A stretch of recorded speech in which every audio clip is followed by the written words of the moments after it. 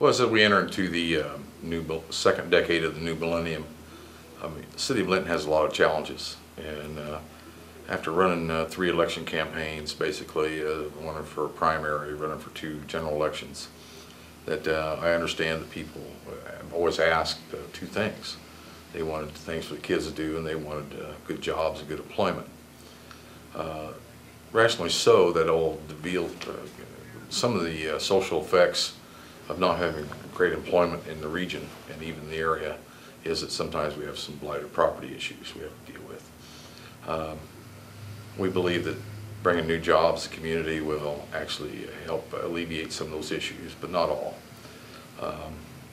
We've had, we've brought in some good housing. The administration here, myself, we have probably done a great job of working through the stimulus process and bringing some great stimulus money in here for not only housing but for roads and infrastructure, and we're very proud of that. But still, the key component is employment, and we'd like to see us move forward with that. And one of the big steps in that process is this Stone Creek Homes. We noticed tonight at the council meeting that facility recoveries bond was pulled. There was a reason for that, is we don't believe the bonds can be sold by the end of the year, neither does the company. So we actually took a step back and are going to retract and look at a different type of financing mechanism that will be very attractive to not only the city of Linton but to the company, because one thing we want to do is make sure that they can stay around a long time. I'll just go into this situation. I got to give Joan Bethel a lot of credit, our economic development director. She actually came to me about 6 months ago and said, "Tom, when you really need to look at this project." At that point in time, we were looking at a different group that would like to come into the old Advanced Building Concepts building.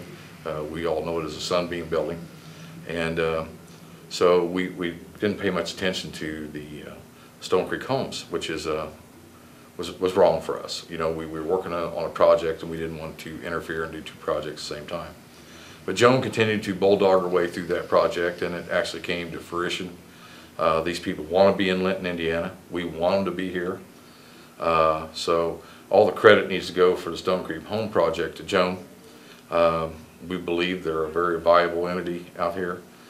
We think that it's be a housing manufacturer that can have long sustainability, and not only here but in the region and throughout the middle United States. Well, they do similar to most modular type home manufacturers.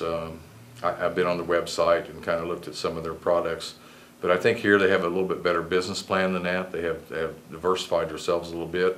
I won't get into that because that's really company business to announce. But they'll build anywhere from a 1,000-foot home to whatever.